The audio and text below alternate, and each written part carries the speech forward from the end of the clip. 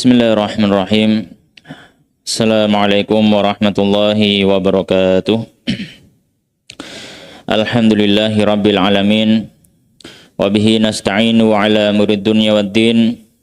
Thumma salatu wassalamu ala ashrafil anbiya'i wal mursalin. Nabiyina wa habibina Muhammadin wa ala alihi wa ashabihi ajma'in. Wa man sara ala nahjihi ila yaumiddin.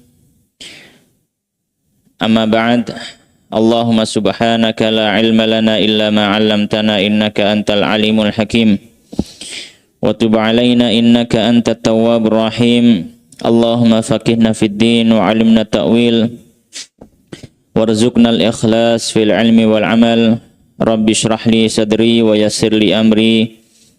Wahlul 'uqdatan min lisani yafqahu qawli. Allahumma amin.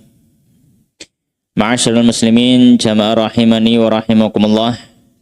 Alhamdulillah, kembali kita bersyukur kepada Allah Subhanahu wa taala bahwasanya pada kesempatan malam hari ini Allah Subhanahu wa taala masih memberikan kita kenikmatan untuk bermuajah, bermajelis, berkumpul di dalam salah satu rumah dari rumah-rumah Allah Subhanahu wa taala dalam rangka tafaqquh fiddin, dalam rangka mempelajari agama Allah Subhanahu wa taala. Wabil khusus kita melanjutkan kajian kitab Umdatul Ahkam min kalami khairil anam yang ditulis oleh Imam Al-Hafidh Abdul Ghani ibni Abdul Wahid Al-Maqdisi Al-Hambali yang wafat tahun 600 Hijriah rahimahullahu rahmatan wasi'ah. Kitab ini menghimpun beberapa hadis dari kitab Sahih Bukhari dan Muslim yang berhubungan dengan bab fikih. Dan pada pertemuan atau majelis yang sebelumnya kita sudah menyelesaikan pembahasan tentang sholat Jumat. Dan insya Allah pada kesempatan malam hari ini kita memasuki bab yang baru, yaitu bab yang ke-27. Ini tentang sholat Id. Tentang pembahasan salat Id. Faqala al-musannif bismillahirrahmanirrahim. Qala al-musannif rahimallahu ta'ala wa nafa'ana bi ilmi fid dunya wal akhirah. Wa dakhalahu fasiha jannatihi wa taghammadahu bi rahmatihi. Allahumma amin. Babu salatil idaini. Bab salat dua Id. Yang dimaksud dengan dua hari Id adalah Idul Adha dan juga Idul Fitri. Yang mana kata Id ini diambil dari kata al-aud yang maknanya adalah kembali. Kenapa? Karena hari Id atau hari raya ini setiap tahunnya akan kembali lagi. Oleh karenanya dia dinamakan dengan nama Id. Dan di bab ini beliau akan menyebutkan 5 hadis yang membahas berhubungan dengan sholat Id. Maka kita baca hadis-hadis yang ada di sini. Hadis yang pertama di dalam bab ini, Bismillahirrahmanirrahim. Qala al-musannifu rahimallahu ta'ala wa nafa'ana bi ilmi fid dunya wal akhirah. An Abdullah bin Umar radhiyallahu ta'ala anhuma, dari sahabat Abdullah bin Umar radhiyallahu ta'ala anhuma. Qala, beliau mengatakan, kana an-nabi, adalah Nabi sallallahu alaihi wasallam, wa Abu Bakrin, dan juga Abu Bakar, wa Umaru, dan Umar, yusallunal idaini, mereka salat dua hari Id, qoblal khutbati, sebelum khutbah, ya. sebelum khutbah. Maka hadis ini ya diriwayatkan Imam Bukhari dan juga Imam Muslim, memberikan kita pelajaran atau memberikan faedah kepada kita. Yang pertama adalah ketika disebutkan di dalam hadis yusallunal idaini, mereka yaitu Nabi, Abu Bakar dan Umar, mereka semuanya sholat dua hari Id. Maka ini menjadi dalil bahwasanya disyariatkan sholat dua hari raya, yaitu hari raya Idul Adha pada tanggal 10 Dzulhijjah dan hari raya Idul Fitri pada tanggal 1 Syawal. Maka kedua salat ini termasuk salat yang disyariatkan di dalam Islam. Dan hukumnya para ulama mengatakan adalah sunnah. Hukumnya adalah sunnah. Alasannya kenapa? Alasannya karena hadis yang sudah beberapa kali kita baca. Ada seorang Arab Badui yang datang kepada Nabi bertanya tentang sholat yang selain sholat 5 waktu. Maka kata Nabi SAW, dia bertanya apakah ada kewajiban selain sholat 5 waktu. Maka Nabi mengatakan, la illa anta tawwa'a. Tidak ada kecuali kalau kamu mau sholat sunnah. Maka semua sholat selain sholat 5 waktu dan Jumat dihukumi sebagai sholat sunnah, termasuk sholat id.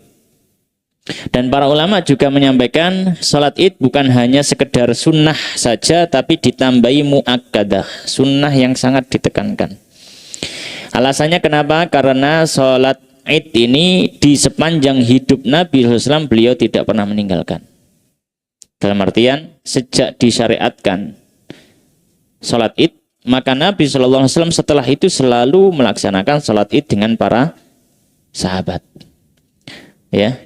Maka di sini ada tambahan, yaitu ditekankan, sunnah yang ditekankan untuk dilaksanakan. Kemudian pelajaran yang kedua dari hadis ini, dari sabda Nabi, dari hadis ini disebutkan qablal khutbah, sebelum khutbah. Maka ini ya faedahnya menjadi dalil bahwasanya pelaksanaan sholat id, ya, pelaksanaan sholat id dilakukan sebelum khutbah. Pelaksanaan sholat id dilakukan sebelum khutbah. Dan ini berbeda dengan sholat Jumat. Karena sholat Jumat khutbahnya terlebih dahulu baru sholat. Tapi kalau sholat id, maka sholat terlebih dahulu, kemudian baru setelah itu apa? Setelah itu khutbah. Ya. Dan ini yang dilakukan Nabi SAW, dilakukan Abu Bakar, dan juga dilakukan oleh sahabat Umar radhiyallahu ta'ala anhu, dan juga dilakukan oleh para sahabat Nabi SAW setelahnya. Ya, dilakukan oleh para sahabat Nabi SAW setelahnya. Ya. Hanya saja pernah terjadi di masa sahabat Muawiyah radhiyallahu ta'ala anhu. Beliau ini berkhutbahnya khutbah id sebelum sholat. Ketika ditanya oleh sahabat yang lain, wahai Muawiyah, Nabi, Abu Bakar, Umar, Uthman, Ali, semuanya khutbah id ini setelah sholat. Kok jenengan khutbahnya sebelum sholat? Maka alasannya sahabat Muawiyah, ya, karena orang-orang kalau selesai sholat langsung bubar, kalau nggak sing gelem ngrungokno khutbah. Maka khutbahnya saya pindah sebelum sholat seperti sholat Jumat. Tapi tentu saja ini tidak dibenarkan, ya. Dan ini adalah hasil daripada ijtihad pribadi sahabat Muawiyah. Oleh karenanya para fuqaha menyampaikan, seandainya orang itu khutbah sholat idnya dilakukan sebelum sholat, maka khutbah ini tidak dianggap. Khutbahnya tidak dianggap, dan nanti setelah sholat tetap disunahkan untuk khutbah lagi. Apakah mempengaruhi keabsahan sholat ketika khutbahnya dilakukan sebelum sholat? Tidak. Karena khutbah dalam Idul Fitri hukumnya sunnah. Jadi kalaupun nggak ada khutbah sama sekali, sholat tetap sah. Jadi tidak mempengaruhi keabsahan sholat. Hanya saja para fuqaha menyampaikan kalau khutbahnya dilaksanakan sebelum sholat id, maka nanti setelah sholat tetap disunahkan untuk mengulangi khutbah lagi. Tapi tidak mempengaruhi keabsahan sholat. Ya. Hal ini sebagaimana misalkan kita lihat dalam kitab Ibanatul Ahkam, ya, disebutkan, ya, beliau mengatakan waqtalafa fi ma law waqa'atil khutbatu qabla shalah qalatis syafi'iyyah wal hanabilatu la yu'taddu biha wa yu'iduha ba'da shalah. Ya. Beliau di penulis Ibanatul Ahkam ya, kitab Ibanatul Ahkam disebutkan bahwasanya para ulama berselisih bagaimana kalau misalkan khutbah Id itu dilakukan sebelum sholat seperti Jumat. Maka dalam mazhab Syafi'i dan juga mazhab Hambali menyatakan khutbahnya tidak dianggap seperti nggak ada khutbah, seperti belum khutbah. Dan dia nanti disunahkan, dianjurkan untuk mengulangi setelah sholat. Ya. Taib. Ini pelajaran dari hadis yang pertama pada bab ini, ya, pelajaran dari hadis yang pertama di bab ini. Kemudian hadis yang berikutnya, qala al-musannif rahimallahu taala, hadis yang kedua, wa anil Barra ibni Azib radhiyallahu taala anhu, dari sahabat Barra bin Azib radhiyallahu taala anhu, qala, beliau mengatakan, khatabana an-nabi, telah berkhutbah kepada kami Nabi SAW yaumal adha, pada hari Idul Adha, ba'da sholah, setelah sholat. Jadi sholat dulu. Ya, jadi sholat dulu.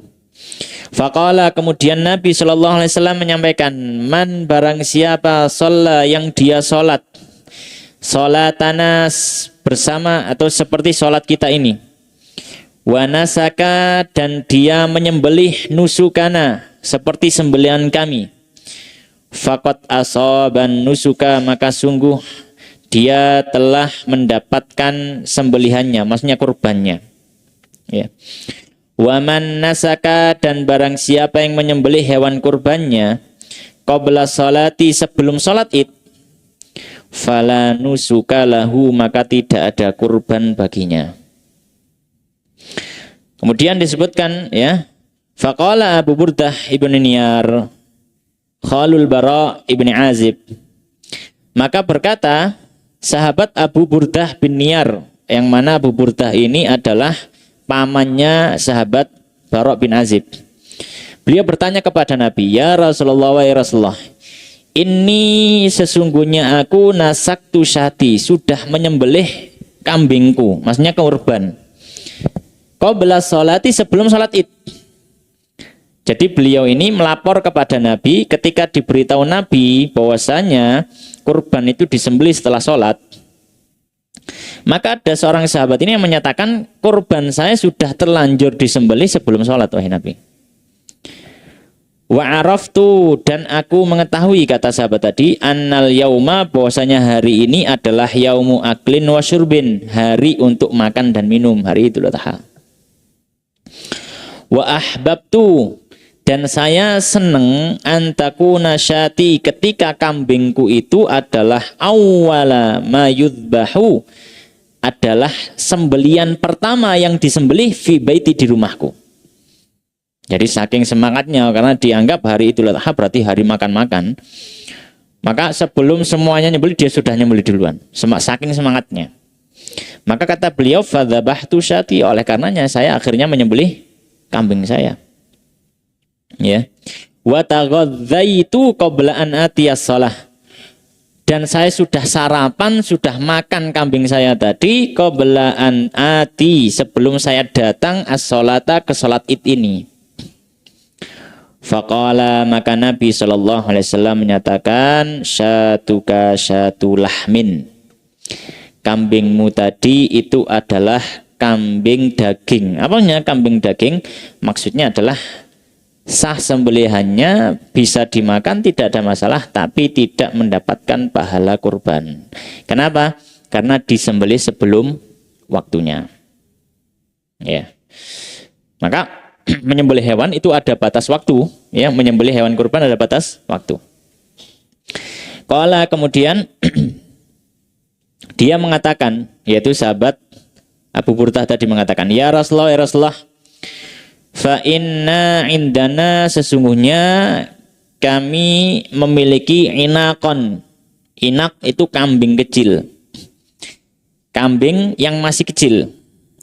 Hiya, dan kambing kecil ini, ahabbu ilayya, lebih aku cintai, lebih aku sukai, min syata ini, daripada dua kambing. Jadi kata sahabat Abu Burdah, dia punya kambing, seekor kambing kecil, yang mana kambing kecil ini kalau misalkan dibandingkan dua kambing biasa, itu lebih enak kambing kecil ini. Ya, lebih lezat dan seterusnya. Afatu jazi anni, apakah kambing kecil tadi cukup untukku? Maksudnya adalah aku diperbolehkan kurban dengan kambing kecil itu.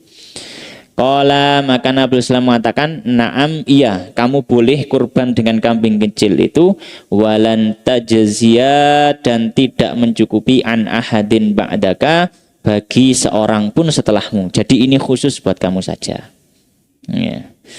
Dan maka hadis ini memberikan beberapa faedah pelajaran untuk kita. Ya. Di antaranya pelajaran pertama dari hadis disebutkan, ya, khotobana Nabi sallallahu yaumal adha ba'da shalah.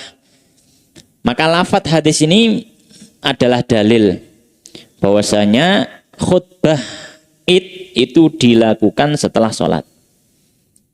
Ya, khutbah Id itu tempatnya dilakukan setelah sholat, dan ini sama seperti hadis sebelumnya sudah kita jelaskan. Baik. Maka kalau misalkan ditinggalnya tadi, maka ketika ditinggalkan dalam artian ketika dilakukan sebelum sholat, maka tidak dianggap khutbah itu, ya, dan hendaknya dia mengulangi setelah sholat. Kemudian pelajaran kedua dari sabda Nabi sallam, ya, dari sabda Nabi sallam, man nasaka qabla shalah, ya, fala nusuka lahu. Siapa yang nyembelih kurban sebelum sholat, maka tidak ada kurban baginya. Maka di sini pelajaran kedua, faedah kedua, mengisyaratkan terhadap satu masalah. Kapan mulai masuknya menyembelih hewan kurban? Di hari Idul Adha. Kapan mulai masuknya menyembelih hewan kurban di hari Idul Adha? Baik. Para ulama menyampaikan, ya, kurban sudah boleh disembelih, ya, sudah boleh disembelih ketika matahari sudah terbit dan ditambahi waktu seukuran orang sholat Id dan khutbah. Ya. Jadi itu sudah masuk waktu menyembelih. Ya, saya ulangi, pokoknya para ulama menyebutkan kapan orang sudah boleh menyembelih hewan kurban. Maka para ulama mengatakan waktu menyembelih hewan kurban adalah ketika sudah terbit matahari pada hari Idul Adha, ditambahi durasi waktu yang seukuran sholat Id dan juga khutbah Id. Kurang lebih ya 1 jaman. Ya, sejak terbitnya matahari. Maka ini sudah masuk waktu menyembelih. Ya. Ini yang disampaikan oleh para ulama. Dalilnya apa? Karena Nabi SAW menyampaikan, "Wa man nasaka qabla shalah fala nusuka lahu." Dan siapa yang menyembelih sebelum sholat, maka tidak ada sembilan bagian. Maksudnya di sini bukan berarti orang yang kurban itu harus sholat dulu baru boleh menyembelih, bukan. Tapi di sini waktunya adalah seukuran orang sudah selesai sholat Id. Maka kalau misalkan dari sini kita tarik sebuah kasus, qadarullah nggak ada sholat Id, qadarullah nggak ada sholat Id, misalkan, tapi dia ingin menyembelih hewan. Maka kita sampaikan, tinggal diperkirakan saja terbitnya matahari jam berapa. Kemudian kalau misalkan dimulai sholat, ya, itu mungkin sekitar 1 jaman sholat plus khutbah, maka 1 jam setelah itu sudah boleh nyembelih hewan. Meskipun apa? Tidak ikut sholat Id. Ya. Jadi apa yang disampaikan Nabi di sini, wa manasaka qabla shalah, sebelum sholat itu maksudnya bukan orang yang kurban harus sholat dulu baru nyembelih, bukan. Tapi masuknya waktu kurban itu adalah seukuran orang itu sudah selesai sholat dan juga khutbahnya. Ya. Maka ini pelajaran yang kedua. Ya, pelajaran yang kedua. Dan kalau misalkan ada orang yang menyembelih sebelum masuknya waktu ini, misalkan apa? Matahari baru terbit, baru dapat ya beberapa menit misalkan. ya, waktu syuruk misalkan, itu kan baru beberapa menit dari matahari terbit. Kemudian dia langsung nyembelih, kita katakan sembelihannya sah tapi tidak dianggap kurban. Tidak dianggap kurban. Ya. Baik. Kemudian ya, menjadi tambahan faedah juga mungkin kita tambahkan. Nah, kalau misalkan kita sudah tahu masuk waktunya menyembelih hewan kurban, kapan terakhir menyembelih hewan kurban? Maka para ulama mengatakan terakhir menyembelih hewan kurban adalah sebelum maghrib di akhir hari tasyrik, berarti tanggal 13 Dzulhijjah. Maka sebelum matahari tenggelam di tanggal 13, orang masih boleh menyembelih. Tapi kalau sudah habis waktunya, maka sudah habis waktu menyembelih hewan kurban. Baik. Kemudian ma'asyiral muslimin, jamaah rahimani wa rahimakumullah. Ya. Kemudian pelajaran yang ketiga. Dalam hadis ini disebutkan ketika sahabat tadi itu sudah terlanjur nyembelih hewannya di pagi buta, akhirnya sembelihannya dianggap bukan kurban. Maka sahabat tadi menawarkan, boleh nggak saya kurban dengan kambing kecil? Boleh nggak saya kurban dengan kambing kecil? Ya. Dan para ulama menyampaikan apa yang disebut dengan anak, sebagaimana disebutkan oleh Imam Ibnu Atthar dalam syarahnya, syarah terhadap Umdatul Ahkam. Beliau mengatakan anak itu fahiyal untha min auladil ma'iz malam yatim lahu sanah, yaitu dia adalah anakan kambing. Anakan kambing, kambing biasa ya, bukan kibas. Anakan kambing yang belum genap umurnya 1 tahun. Kambing muda sekali. Ya, ini anak. Maka di hadis ini disebutkan bahwasanya Nabi memperbolehkan bagi sahabat tadi untuk kurban dengan kambing yang belum genap umur 1 tahun. Tapi kita katakan ini hanya kekhususan bagi sahabat ini. Tidak berlaku bagi yang lainnya. Oleh karenanya Nabi mengatakan walan tujzi an ahadin ba'daka. Tidak mencukupi atau tidak boleh bagi orang setelahmu. Ini khususan Nabi. Khususan sahabat ini. Maka para ulama mengatakan kalau kambing batas umurnya minimal adalah kalau dia adalah kambing biasa ya 2 tahun. Ya, dia kambing biasa 2 tahun. Kalau dia kambing kibas, maka ya dia yang sudah berumur 1 tahun kalau dia sudah poel gitu ya. Atau mungkin belum genap 1 tahun tapi sudah melewati 6 bulan. Kalau dia sudah poel, sebagian pendapat ulama. Tapi kalau kambing biasa, maka umurnya 2 tahun, itu minimal. Ya, sudah genap 2 tahun. Sedangkan hadis ini ya hanya kekhususan bagi sahabat tersebut ya. Karena peristiwa-peristiwa khusus ini tidak boleh dijadikan hukum umum. Peristiwa khusus ini kaidah mengatakan ya bahwasanya waqa'ul a'yan la umumalaha. Peristiwa-peristiwa tertentu di zaman Nabi yang diketahui ini kekhususan, maka tidak bisa diberlakukan hukumnya secara umum. Tidak bisa diberlakukan hukumnya secara umum. Kemudian ma'asyiral muslimin jamaah rahimani wa rahimakumullah. Hadis yang berikutnya, hadis yang ketiga. Qala al-musannifu rahimallahu ta'ala wa an Jundub ibni Abdillah al-Bajali. Dari sahabat Jundub bin Abdillah al-Bajali radhiyallahu ta'ala anhu, qala beliau mengatakan, sallan Nabi, telah salat Nabi sallallahu alaihi wasallam yauman nahri, pada hari sembelian. Hari sembelian yang dimaksud adalah hari Idul Adha. Tsumma lalu khotbah, Nabi berkhutbah. Ya, Nabi berkhutbah. Tsumma lalu dzabaha, Nabi menyembelih. Ya, Nabi menyembelih. Ya. Wa qala, dan Nabi sallallahu alaihi wasallam menyatakan, man dzabaha, siapa yang menyembelih qabla an yusalliya, sebelum salat. Ya, sebelum salat. Fal yadhbah, maka hendaknya dia menyembelih ukhra, hewan yang lain. makanaha sebagai pengganti dari hewan yang sudah disembelih. Waman lam yadbah, dan siapa yang belum menyembelih, fal yadbah bismillah, silakan dia menyembelih dengan menyebut nama Allah Subhanahu wa taala. Maka ini hadis yang ketiga di bab ini.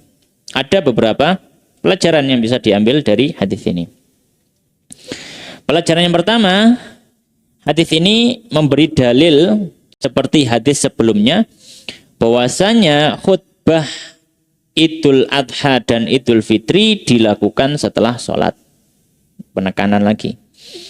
Seperti penjelasan sebelumnya. Di mana disebutkan Nabi SAW, sholat Nabi SAW yauman nahari thumma khutbah. Nabi sholat dulu baru khutbah. Nah, ini pelajaran pertama. Bahwasanya khutbah hari raya dilakukan setelah sholat. Berbeda halnya dengan hari Jumat. Pelajaran yang kedua, ya. Pelajaran yang kedua, ya. Yaitu hadis ini juga menjadi dalil bahwasanya orang yang menyembelih hewan kurban sebelum masuk waktu menyembelih, maka sembelihannya tidak dianggap kurban dan dia tidak mendapatkan pahala kurban. Ya, dan dia tidak menganggap mendapatkan pahala kurban. Nah, kalau dia tidak mendapatkan pahala kurban, apakah dia harus beli hewan lagi atau ngambil hewannya lagi kalau dia punya untuk disembelih? Zahir hadisnya Nabi memerintahkan itu. Karena Nabi mengatakan siapa yang nyembelih sebelum sholat maka hendaknya dia sembelih hewan lain. Zahir hadis memerintahkan kalau orang sudah mau kurban kemudian kok ternyata dia sembelih sebelum waktu kurban, maka kan sembelihnya tidak sah. Nah, kemudian apa hukum mengganti sembelihan yang sudah tidak sah tadi? Dalam artian tidak sah sebagai kurban, ya. Maka di sini para ulama menyampaikan hukumnya tidak wajib. Terkembali kepada orang tersebut. Kalau dia mau ganteni, ya silahkan. Kalau misalkan dia tidak mau, ya juga tidak ada masalah. Ya, dia tidak ada masalah. Kenapa? Karena di hadis sebelumnya, hadisnya sahabat tadi, hadis Abu Burdah, ya, Ibnu Niyar, di mana ketika beliau lapor, beliau nyembelih sebelum sholat, Nabi mengatakan, ya kalau gitu nggak sah. Dan Nabi nggak melanjutkan untuk menjelaskan kalau gitu kamu harus ganti, enggak. Nabi diam saja. Seandainya mengganti hewan kurban yang sudah terlanjur disembelih sebelum waktunya itu wajib, Nabi tidak mungkin berdiam diri saja. Pasti Nabi menjelaskan. Baru setelah itu sahabat tadi menawarkan, saya punya hewan lain, boleh nggak saya ganti, dan seterusnya.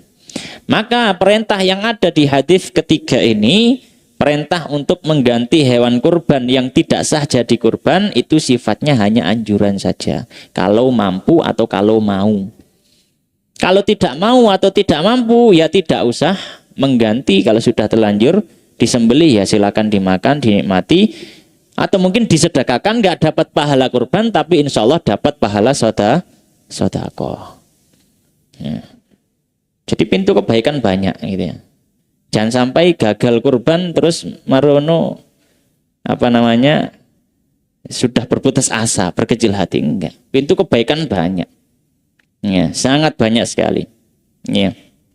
Ya mungkin kekecewaan mungkin ada. Tapi jangan kita berlarut-larut dengan kekecewaan ketika tidak berhasil melaksanakan ibadah kurban.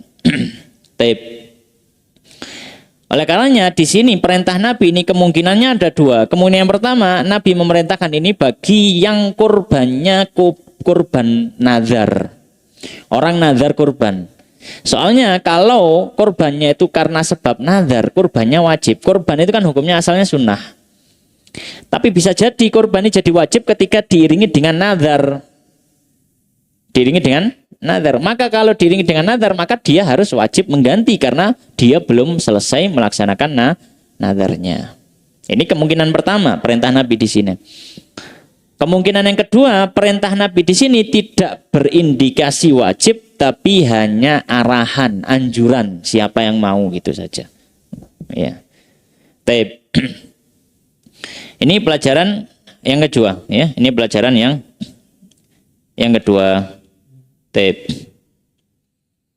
Kemudian pelajaran yang ketiga, yang bisa kita ambil dari hadis ini tentang masalah hukum membaca basmalah ketika menyembelih hewan kurban. Maka di sini ulama khilaf, berbeda pendapat, ya. Secara umum pendapat ada dua di sini. Pendapat pertama mengatakan hukumnya wajib membaca basmalah. Sehingga kalau dia menyembelih tidak membaca basmalah secara sengaja, hukumnya haram. Hukumnya haram. Ini pendapat pertama. Pendapat kedua menyatakan hukumnya adalah sunnah. Dan kalau orang yang menyembelih, ya, dia tidak membaca basmalah, sembelihannya sah, namun dihukumi makruh.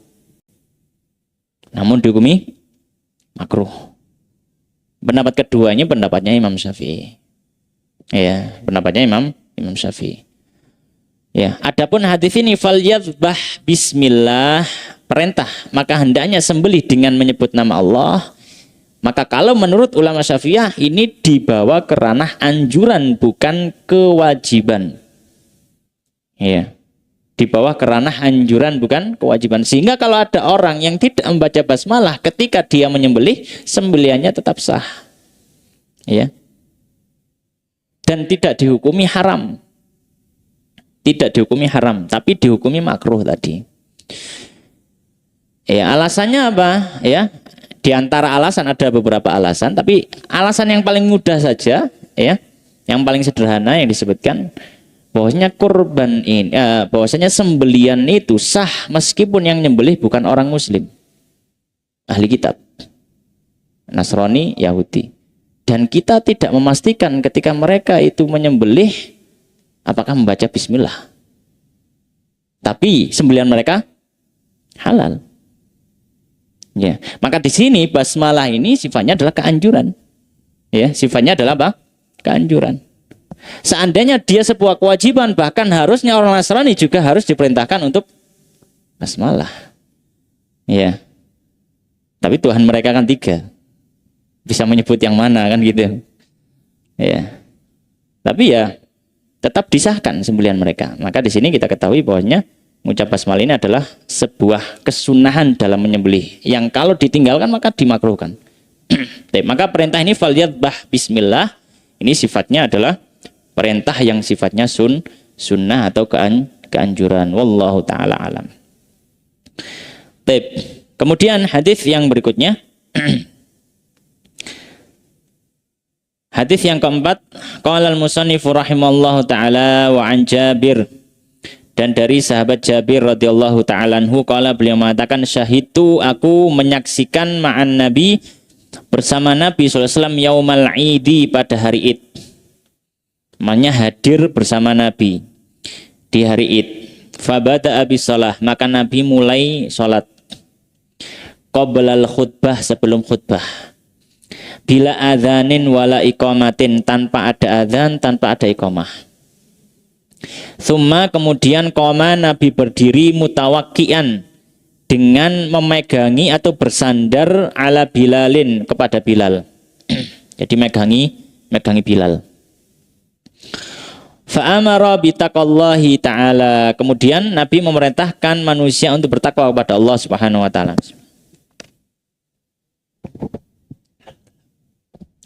Wa hatha, dan Nabi mendorong ala ta'atihi, untuk mentaati Allah. Wa wa'adhan nas, dan memberikan mau'idhah, menasihati manusia. Wa dzakkarahum, dan mengingatkan manusia.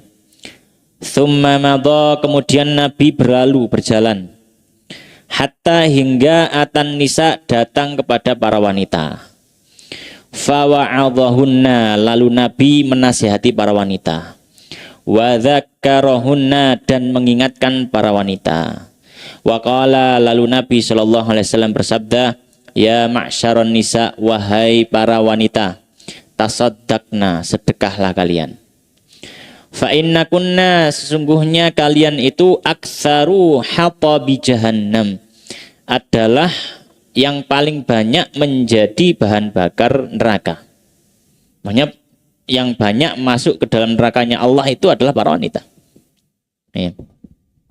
Faqamat, maka ada yang berdiri, ya. Faqamat, maka berdirilah imra'atun, seorang wanita min sitatin nisa, ya, dari pertengahan wanita. Maksudnya di tengah-tengah itu tiba-tiba ada yang berdiri, di tengah-tengah gerombolan wanita itu ada yang berdiri.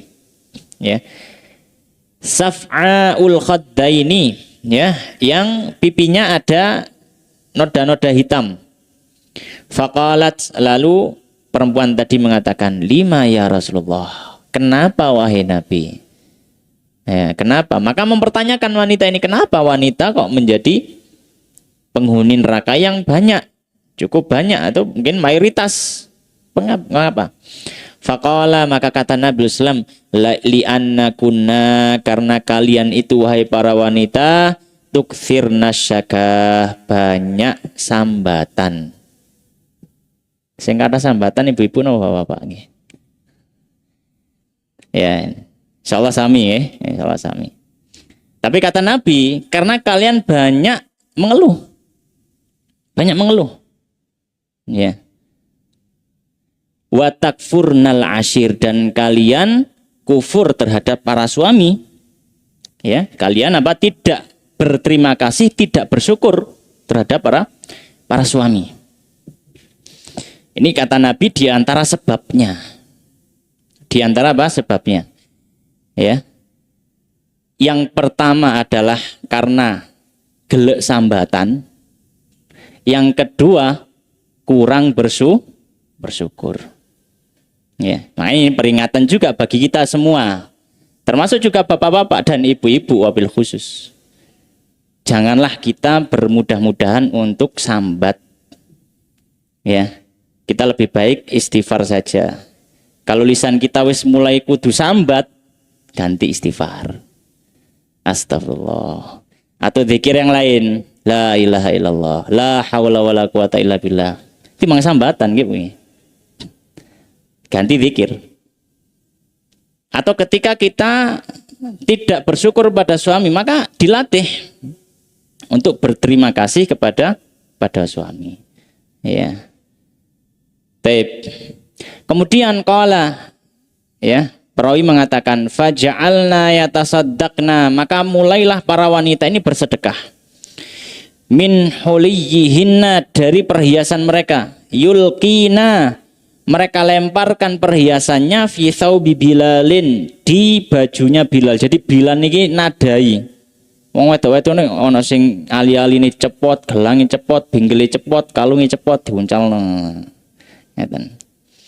Disedekahkan di jalan Allah, itu saja. Nah, untuk apa ya? Untuk modal jihad, untuk macam-macam. Ini zaman serba susah, ya. Ya, maka mereka melemparkan apa? Mereka melemparkan perhiasan mereka di pakaiannya Bilal min aqratihinna, ya. Dari anting-anting mereka, wa khawatimihinna, dan juga cincin-cincin mereka. Jadi dilepasi, ya, dilepas perhiasan mereka kemudian disedekahkan. Maka ma'asyiral muslimin jamaah rahimani wa rahimakumullah. Maka hadis ini memberikan beberapa pelajaran. Ya. Pelajaran yang pertama, hadis ini menjadi dalil bahwasanya disyariatkan kaum muslimin untuk, ya, melaksanakan sholat id dan hadir sholat id bersama pemimpin mereka di dalam jamaah. Ya. Tidak melaksanakan sendiri-sendiri. Meskipun tetap sah kalau sholat id sendiri. Tapi yang afdol dan dianjurkan sholat id bersama kaum muslimin yang lainnya. Ya, bersama kaum muslimin yang lainnya. Karena di sini disebutkan, ya, sahabat Jabir tadi mengatakan syahidtu ma'an nabi yaumal id. Aku hadir menyaksikan Nabi SAW pada hari Id. Itu membuktikan bahwasanya dilaksanakan secara apa? Berjamaah. Ya, kemudian pelajaran kedua di hadis ini sama seperti sebelumnya. Hadis ini juga menjadi dalil bahwasanya khutbah Id dilaksanakan setelah sholat. Karena disebutkan di hadis ini fabada abi sholah qablal khutbah. Nabi mulai sholat dulu sebelum apa? Khutbah. Pelajaran yang ketiga dari hadis ini menjadi dalil bahwasanya tidak disyariatkan adzan dan iqamah pada hari Id. Untuk salat Id tidak disyaratkan apa? Adzan dan iqamah. Untuk informasi pelaksanaan salat. Enggak ada adzan, enggak ada iqamah. Karena di dalam hadis ini dari mana? Dari hadis ini disebutkan tadi bila adzanin wala iqamah. Enggak ada adzan, enggak ada iqamah. Nah, terus bagaimana cara kita menginformasikannya? Maka para fuqaha menyampaikan dengan mengucapkan as-salatu jami'ah. As-salatu jami'ah. Ya. Nah, mungkin akan bertanya, lu nggak ada dalil spesifik tentang masalah as-salatu jami'ah untuk salat Id. Kita katakan memang benar. Yang ada dalil spesifiknya itu nanti bab setelah ini, salat gerhana itu secara jelas disebutkan as-salatu jami'ah. Tapi di sini para fuqaha, para ulama ahli fikih mengkiaskan. Ya. Apa ilahnya? Apa yang bisa menghubungkan? Yang bisa menghubungkan adalah dua-duanya sama-sama sholat sunnah yang disunahkan jamaah. Dan dua-duanya sama-sama tidak disyaratkan adzan dan iqamah. Maka apa yang dipakai untuk menginformasikan sholat di sholat gerhana dipakai juga untuk sholat lain yang sama-sama disunahkan jamaah tapi tidak ada adzan dan iqamah. Ya. Maka ini landasan dari para fuqaha. Ya. Baik. Kemudian pelajaran yang keempat dari hadis ini, ya. Pokoknya termasuk yang disyariatkan ketika khutbah Id adalah memberikan nasihat ketakwaan, ketaatan, dan mengingatkan manusia. Ya, memberikan nasihat ketakwaan, ketaatan, dan memberikan peringatan bagi manusia. Diingatkan. Ya. Karena tadi di dalam hadis disebutkan Nabi SAW ketika berkhutbah beliau menyampaikan, ya, disebutkan bitaqwallahi ta'ala. Nabi memberikan khutbah untuk bertakwa pada Allah, wa hatsa ala ta'atih wa wa'adhan nas wa dzakkarahum. Nabi SAW memberikan nasihat dan juga memperingatkan manusia. Maka di dalam khutbah Id ini termasuk hal yang perlu disampaikan kita khutbah, takwa, mengingatkan manusia dan mendorong mereka untuk melakukan apa? Ketaatan, ya. Baik. Kemudian pelajaran yang kelima, ya. Di antara pelajaran hadis ini, ya, bahwasanya diperbolehkan bagi para wanita untuk hadir sholat Id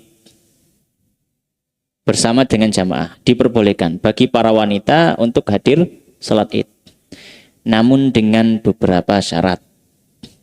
Ya, syarat yang pertama dengan seizin suaminya. Maka kalau suaminya tidak mengizinkan, tidak boleh wanita itu keluar meskipun hanya sekedar sholat Id. Ya. Kemudian yang kedua, dia tidak memakai pakaian yang sangat-sangat mencolok. Ya, yang sangat-sangat apa? Mencolok. Ya, memakai pakaian yang umum saja, warna-warna gelap atau mungkin warna putih. Warna putih buatan mencolok. Insya Allah nggak mencolok, karena jamaahnya semuanya ndamel rukuh, ya. Biasa. Tapi kalau misalkan abang ngejreng sembayang itu, wong itu kok endi ya abang-abang. Maka ini mencolok. Ya. Maka ini sebaiknya di rumah saja kalau pakai pakaian itu. Maka syarat kedua, tidak memakai pakaian apa? Yang mencolok di antara jamaah yang ada. Yaitu pakaian warna-warna tidak, apa namanya, istilahnya dalam bahasa fikih itu barok gitu ya. Warna-warna yang ngejreng gitu. Ya. Warna-warna yang kalem gitulah.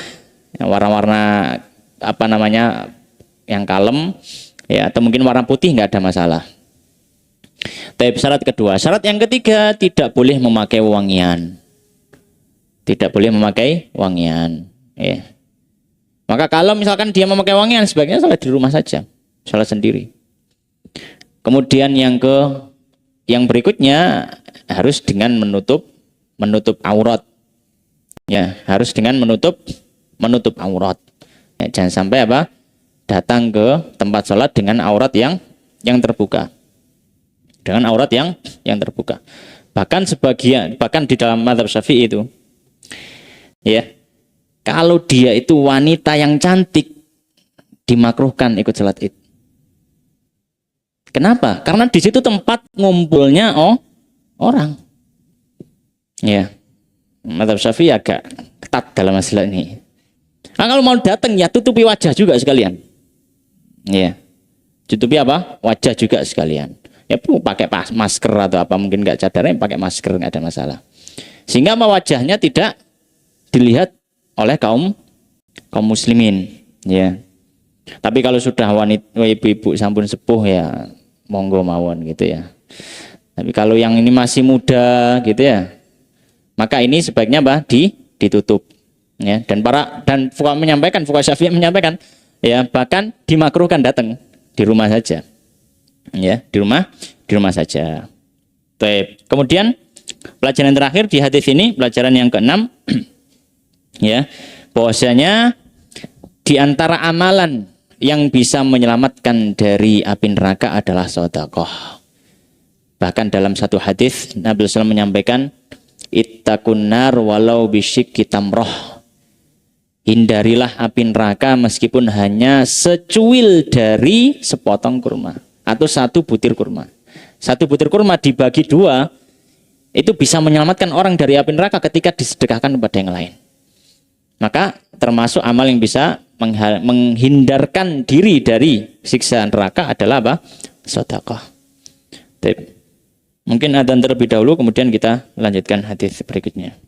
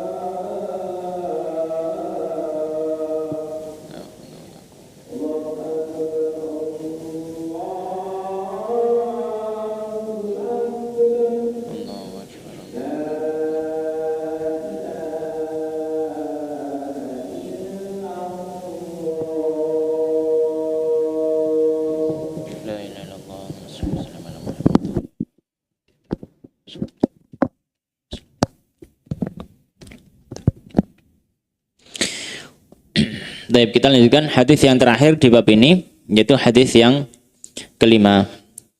Bismillahirrahmanirrahim. Qala al-musannifu rahimallahu taala wa nafa'ana bil ilmi fid dunya wal akhirah. Wa an Ummi Atiyata Nusaibah Al-Ansariyah, dari sahabat Ummu Atiyah yang namanya adalah Nusaibah, dari wanita Ansor radhiyallahu taala anha. Qalat, beliau mengatakan, amarona Rasulullah, telah memerintahkan kami Rasulullah SAW an nukhrija, untuk mengajak keluar, fil idaini, di 2 hari Id, al awatiqa, para budak wanita, wa dzawatil khuduri, dan wanita-wanita yang ada dalam pingitannya, wa amaral hayyadha, dan beliau memerintahkan para wanita yang sedang haid an ya'tazilna, untuk menjauhi musallal muslimin, tempat sholatnya kaum muslimin. Wa fi lafdhin, dan dalam lafaz yang lain, kunna, kami dulu, nu'maru, diperintahkan, an nakhruja, untuk keluar, yaitu keluar untuk ikut sholat, yaumal idi, pada hari Id, yaitu para wanita, hatta nukhrija, hingga kami ini mengajak keluar al-bikra, para wanita yang belum menikah, min khidriha, dari tempat pingitannya, ya, dari rumahnya, hatta, hingga takhrujal huyyadu, hingga wanita-wanita yang haid juga ikut keluar dari rumahnya, ya. Fayukabbirna bitakbirihim, maka mereka bertakbir dengan takbirnya kaum muslimin. Wa yad'una bidu'aihim, dan mereka berdoa dengan doanya kaum muslimin. Maksudnya berdoa dengan doanya kaum muslimin, mereka ikut mengaminkan. Wa yarjuna, mereka juga mengharapkan barakata dzalikal yaumi, keberkahan hari itu, wa tuhratahu, dan kesucian di hari itu, ya. Maka hadis yang terakhir di bab ini, ya, hadis yang terakhir di bab ini memberikan pelajaran, beberapa pelajaran kepada kita.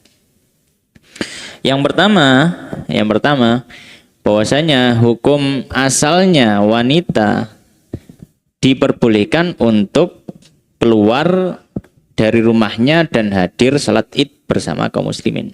Hukum asalnya boleh, mubah. Ya, hukum asalnya boleh, mubah.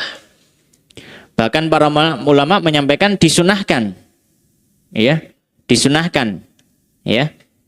Kalau misalkan mereka adalah orang-orang yang sudah berumur tua, yang umurnya sudah yang dewasa gitu, ya. Diizinkan suaminya, kemudian mereka tidak berhias diri dengan pakaiannya, tidak memakai wangian, ya. Ya, dan mereka wanita-wanita yang sudah cukup berumur, maka ini malah dianjurkan untuk ikut hadir, ya. Adapun kalau misalkan wanita-wanita muda, itu tadi dilihat bagaimana kondisi mereka ketika keluar. Kalau misalkan mereka ini adalah wanita-wanita yang cantik, kemudian mereka tidak menutupi wajahnya, maka dimakruhkan untuk keluar. Tapi kalau misalkan ditutupi wajahnya sehingga tidak terlihat oleh kaum muslimin, maka boleh-boleh saja. Ya, dipersilakan untuk apa? Untuk keluar. Karena di sini disebutkan sampai apa? Dzawatil khudur, dan dalam riwayat yang lain disebutkan hatta nukhrijal bikr. Sampai kami mengajak keluar wanita-wanita yang belum menikah, masih berumur muda, untuk apa? Keluar salat. Sampai tentu saja dengan menutup aurat, ya, dengan menutup apa yang bisa menimbulkan fitnah bagi kaum muslimin. Ya. Ini pelajaran yang pertama, bahwasanya secara asal wanita dibolehkan untuk keluar, ya, ikut sholat Id, tapi dengan beberapa catatan tadi. Beberapa catatan. Bisa jadi sunnah, ya, dan bisa juga jadi makruh. Dan bahkan bisa jadi haram kalau misalkan suaminya tidak mengizinkan. Ya, jadi macam-macam hukumnya, ya. Baik. Kemudian pelajaran yang kedua, ya, yang bisa kita ambil dari hadis ini, bahwasanya ketika disebutkan di sini wa amrul hiyab an ya'tazilna musal muslimin, ya. Dan Nabi merintahkan wanita haid untuk agak jauh dari tempat salatnya kaum muslimin. Maka di sini, ya, memberikan faedah. Apa faedahnya? Bagi wanita yang haid yang tidak ikut sholat, hendaknya berada di daerah luar shaf sholat. Ya, di daerah belakang. Jadi belakang. Tidak berada di dalam shaf. Karena Nabi memerintahkan untuk apa? Agak menjauh. Ya. Memerintahkan untuk apa? Agak menjauh. Ya. Alasannya apa? Di antara hikmahnya kenapa Nabi memerintahkan para wanita yang haid ini untuk agak menjauh, ya. Supaya ya tidak tidak terlihat. Ini kan soft kemudian ada wanita yang duduk gitu kan. Jadi kan kurang bagus di pandangan, ya. Seperti soft itu nggak jangkep gitu. Maka kalau wanita haid ditaruh di tengah-tengah jamaah, ya, maka dia akan duduk, sedangkan soft akan terlihat apa benggang-benggang gitu. Maka hendaknya kalau semua wanita yang haid ditaruh di belakang sehingga tidak merusak atau tidak mengganggu tatanan soft yang ada. Itu hikmahnya. Ya, maka Nabi SAW memerintahkan untuk wanita haid maka hendaknya agak jauh dari tempat sholat, dalam artian ya di belakangnya, tidak berada di dalam shaf. Ini posisi wanita yang haid kalau dia hadir di dalam sholat. Taib. Kemudian pelajaran yang ketiga, ya, di dalam hadis ini juga ada isyarat tentang musalla id. Makanya di sini disebutkan wa amarul hayyat an ya'tazilna musallal muslimin. Maka di sini ada isyarat terhadap satu masalah. Mana yang lebih afdol dalam pelaksanaan sholat id? Di masjid atau di tanah lapang? Ya, ini sebenarnya pembahasan yang sering kita dengar dari para asatidzah. Tapi tidak ada masalah kita baca, karena kebetulan hadis yang berhubungan dengan ini kita baca. Maka kita sampaikan ada dua pendapat ulama dalam hal ini. Ya. Dan mereka semuanya sepakat bahwasanya tetap boleh, sah-sah saja mau salat id di masjid, mau salat id di tanah lapang, tidak ada masalah. Ya. Tapi di sini mana yang paling afdol, mana yang lebih utama? Pendapat pertama mengatakan yang lebih utama dilaksanakan di tanah lapang. Pendapat pertama mengatakan seperti itu. Kenapa? Karena sholat id di zaman Nabi itu dilaksanakan di luar masjid. Di luar masjid, di musola khusus. Tidak di dalam masjid. Ya, tidak di dalam masjid. Maka ya mengikuti apa yang dilakukan Nabi lebih utama. Pendapat pertama. Pendapat kedua, ya, dan ini pendapat dalam mazhab Syafi'i menyatakan hukum asal yang paling afdol di masjid. Makanya ya kalau sholat id dari saudara-saudara kita ya dari Nahdlatul Ulama banyak kebanyakan apa sholat idnya di masjid. Karena hukum asalnya yang paling afdal salat di masjid.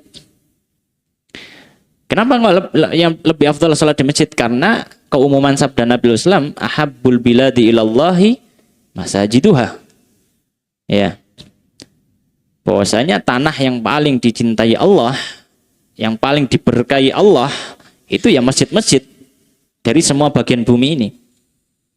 Maka lebih afdal ketika ibadah dilaksanakan di tanah terbaik. Di tanah terbaik. Nah, bagaimana menjawab hadis Nabi atau hal yang terjadi zaman Nabi di mana Nabi tidak pernah melaksanakan sholat di dalam masjid? Mereka mengatakan karena masjidnya nggak cukup. Bayangkan satu penduduk kota harus hadir di masjid. Masjidnya nggak cukup, tidak mencukupi untuk semua jamaah. Oleh karena para ulama Syafi'i juga menyatakan kalau masjid nggak cukup maka di tanah lapang lebih afdol. Iya, di tanah lapang lebih afdol daripada maksa di masjid terus ada yang sholat di di jalan, sholat di loteng, sholat di macam-macam. Maksa di masjid enggak. Kalau masjid nggak cukup, cari tempat di luar masjid. Ya, di tanah lapang yang sekiranya cukup untuk jamaah. Tapi kalau masjid cukup, hukum asalnya lebih afdol di masjid. Ya, nah ini kembali khilaf dari para ulama. Baik. Nah, sebagai penyempurna dari pembahasan ini, ya, ini sudah selesai kita baca hadisnya. Ada satu hal yang ingin kita singgung juga tentang masalah waktu sholat id, ya. Waktu sholat id. Kapan waktu sholat id, ya? Maka di sini kita sampaikan sholat id adalah sholat yang memiliki batas waktu. Maka sholat id ini masuk waktunya ketika matahari sudah terbit. Iya, ketika matahari sudah terbit, itu sudah sah untuk sholat id. Iya, sudah sah untuk sholat id. Dan berakhir sholat id ini ketika sudah masuk waktu zuhur. Ya, Sudah masuk waktu zuhur. Nah, misalkan sholat Id jam 9 misalkan, ya tetap sah, masih sah. Nah, kalau sudah masuk zuhur, sudah habis waktu sholat Id, ya, maka sudah habis waktu sholat Id. Maka sebagaimana ini disyaratkan dalam satu hadis dari Nabi SAW bahwasanya beliau mengatakan inna awwala ma nabda'u bihi fi yaumina hadza an nusalli. Lalu saya menyampaikan ketika hari Id, perkara yang kita lakukan pertama kali di hari kita ini, yaum itu siang hari, ya, adalah sholat. Maka para fuqaha menyampaikan hari ya di dalam masalah ini dimulai dari terbitnya matahari. Ya, sebenarnya hari itu dimulai kalau dalam bahasa fikih ya disebut yaum itu dimulai sejak terbitnya fajar shadiq. Yaum itu sudah masuk yaum fajar shadiq. Lail malam itu masuk ketika matahari tenggelam. Nah, tapi kenapa kok sholat Id masuknya enggak sejak fajar shadiq? Karena sejak fajar shadiq sampai terbitnya matahari itu sudah punya waktu sendiri, subuh. Jadi nggak mungkin bisa ditumpuk di situ, nggak bisa. Makanya para fuqaha akhirnya setelah habis waktu subuh langsung masuk waktu sholat Id. Ya. Jadi itu penjelasan dari para fuqaha. Mungkin ini yang bisa kita bahas pada pertemuan kali ini. Wallahu ta'ala alam wa sallallahu wa sallim wa barik ala nabiyina Muhammadin wa ala alihi wa ashabihi ajma'in. Kita tutup dengan doa majelis. Subhanakallahumma bihamdika asyhadu an la ilaha illa anta astaghfiruka wa atubu ilaik wa akhiru da'wana alhamdulillahirabbil alamin. Wassalamualaikum warahmatullahi wabarakatuh.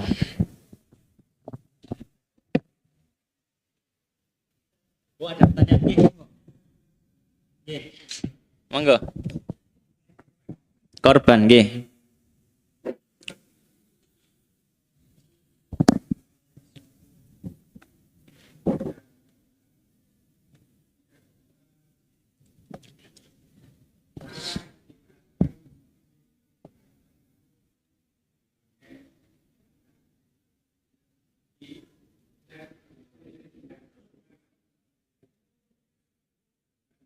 Oh, nggih.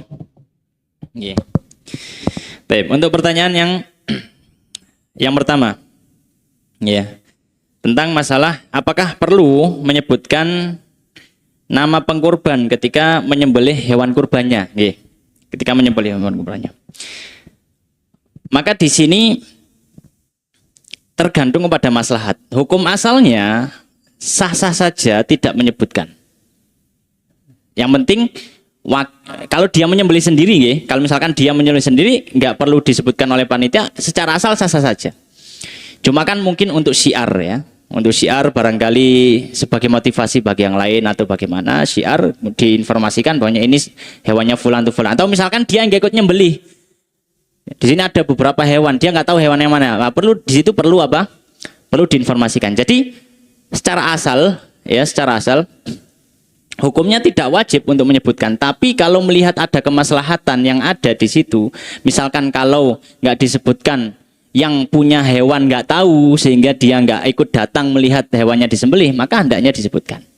Terus niki kembali kepada apa? Asas kemaslahatan.